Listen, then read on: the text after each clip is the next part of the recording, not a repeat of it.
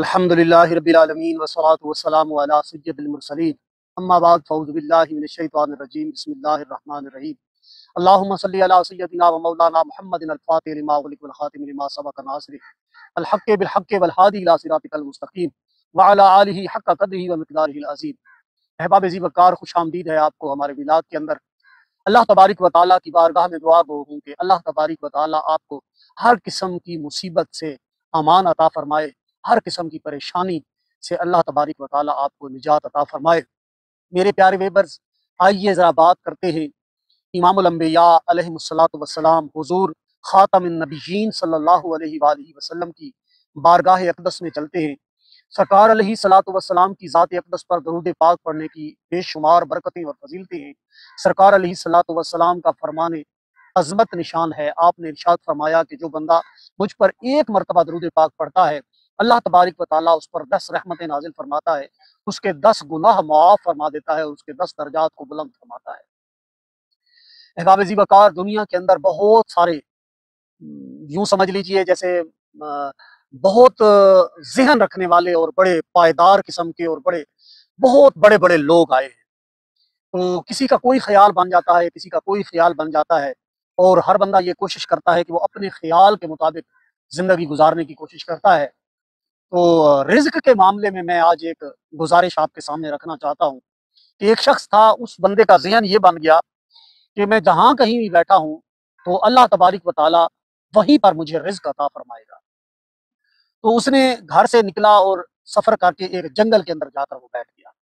اب معاملہ اس کا یہ نہیں تھا کہ وہ وہاں پر اللہ کی یاد کے لیے یا اللہ کی شان بیان کرنے کے لیے یا اس کی محبت کے اندر وہاں جا کر نہیں بیٹھا تھا، بلکہ اس لیے جا کر بیٹھا تھا کیونکہ اللہ تبارک و تعالیٰ نے رزق کا ذمہ، جیسے فرمایا نا واللہ یرزق من یشاء بغیر حساب، کہ اللہ تبارک و تعالیٰ نے رزق کا ذمہ اپنے ذمے لیا ہوا ہے، تو اس لیے میں جہاں کہیں بھی بیٹھوں گا تو اللہ تبارک و تعالیٰ مجھے رزق عطا فرمائے گا۔ اب ہوا اس طرح کہ وہ ایک دن بیٹھا رہا یا 1.5 دن بیٹھا رہا، تو اس نے سامنے دیکھا کہ ایک جو ہے نا جی اس کے لومڑی ہے، اور وہ لومڑی جو ہے اپنے پاؤں سے جو ہے ٹانگوں سے اپاہج ہے، یعنی چل نہیں سکتی، تو لیکن موٹی تازی ہے، یعنی اس کی جو طاقت کا حساب دیکھا جائے تو وہ فربا تھی۔ تو وہ سوچنے لگا کہ یہ اس کے تو پاؤں ہی نہیں ہے، تو پھر یہ رزق کہاں سے لیتی ہوگی۔ تو کچھ دیر کے بعد ایک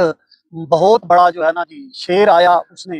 وہ اس کے آگے شکار بھاگ رہا تھا، اس نے ایک ہرن کو مار گرایا اور پھر کھانے کے لیے بیٹھ گیا۔ تو کچھ دیر وہ کھاتا رہا، جب اس کا جی بھر گیا تو وہ وہاں سے چلا گیا۔ اب جو بچا ہوا ہرن کا گوشت تھا تو لومڑی تھوڑی سی ایسے گھسیٹ کر آگے گئی اور اس نے وہ جو ہے گوشت کھانا شروع کر دیا۔ تو اب اس کے جو اندر بات چل رہی تھی وہ اور زیادہ مطلب اپنے ذہن کو مضبوط کرنے لگا کہ دیکھو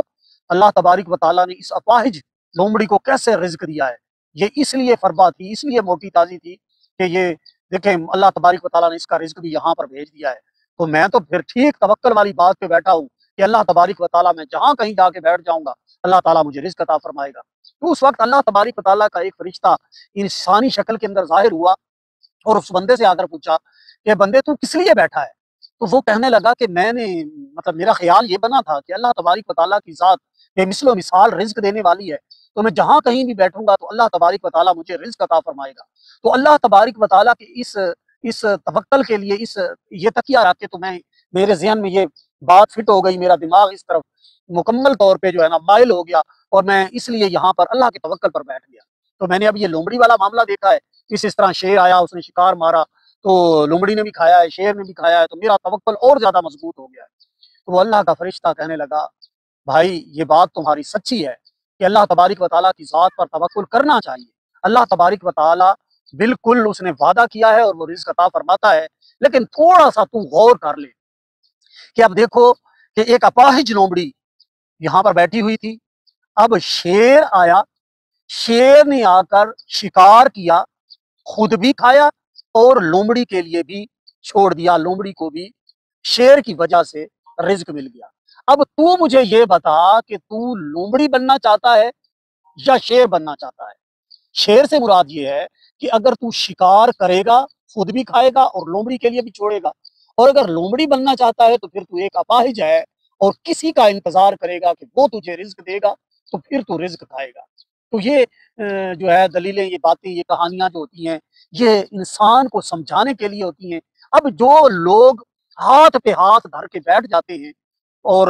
کچھ ہاتھ پاؤں نہیں ہلاتے، کوئی بھی کام نہیں کرتے، تو ان کے لیے بڑا اس کے اندر سبق ہے، ان کے لیے بڑی جو ہے نا اس کے اندر نصیحت ہے کہ اب کوئی بندہ چاہے تو لومڑی بن جائے، چاہے تو شیر بن جائے، کیونکہ اگر شیر بنے گا تو پھر خود بھی کھائے گا اور لومڑی کے لیے بھی بچائے گا، اور اگر لومڑی بنے گا تو پھر انتظار کرنا پڑے گا کسی شیر کا کہ وہ شیر شکار مارے گا اور یہ لومڑی بن کر اس کا بچا کچا جو ہے نا شکار کو، اس کے بچے کچے شکار کو کھائے گی۔ تو میرے پیارے ویورز، بڑی بڑی مثالیں موجود ہیں۔ جو لوگ اس بات پہ تکیہ کر لیتے ہیں، جن کا یہ خیال بن جاتا ہے کہ مجھے ہاتھ پاؤں ہلانے کی ضرورت نہیں ہے، تو جیسے کلندر لاہوری نے فرمایا تھا نا کہ وہ تھے تو آبا ہی تمہارے، مگر تم کیا ہو، ہاتھ پہ ہاتھ دھرے منتظر فردا ہو۔ تو کچھ پبلک ایسی ہے، کچھ لوگ ایسے ہیں جنہوں نے بالکل ہاتھ کے اوپر ہاتھ رکھ لیا ہے اور کچھ بھی وہ کرنے کے لیے تیار نہیں ہے۔ تو یاد رکھیے، ان قوموں کو اللہ تبارک و تعالیٰ نے بلندی نصیب فرمائی ہے جنہوں نے اپنی حالت کو بدلنے کی کوشش کی ہے۔ قرآن مجید فرقان حمید کا مفہوم ہے، اس کے اندر بھی واضح طور پر فرمایا ہے، جیسے کلندر لاہوری نے بھی ترجمانی کی تھی کہ اللہ تبارک و تعالیٰ نے آج تک اس قوم کی حالت نہیں بدلی، نہ ہو خیال جس کو اپنی حالت کے بدلنے کا۔ یعنی اگر کسی کو اپنی حالت کے بدلنے کا خیال نہیں ہوتا تو کبھی بھی اللہ تبارک و تعالیٰ کی ذات بھی اس کا خیال، اس کا جو سسٹم بنا ہوا ہے، اگر اس کے خیال کے اندر یہ بات نہیں ہے کہ وہ اپنی حالت کو نہیں بدلنا چاہتا، تو پھر ایسی قومیں برباد ہو جاتی ہیں اور ان کی حالت تبدیل نہیں کی جاتی، بلکہ جس جس طرح سے دن گزرتے چلے جاتے ہیں وہ قومیں برباد ہوتی جاتی ہیں اور پھر تنزلی کے عمیق گڑھے کے اندر چلی جاتی ہیں، اور پھر ان کا کوئی پرسان حال نہیں ہوتا۔ یہ یہاں پر یہ قید نہیں ہے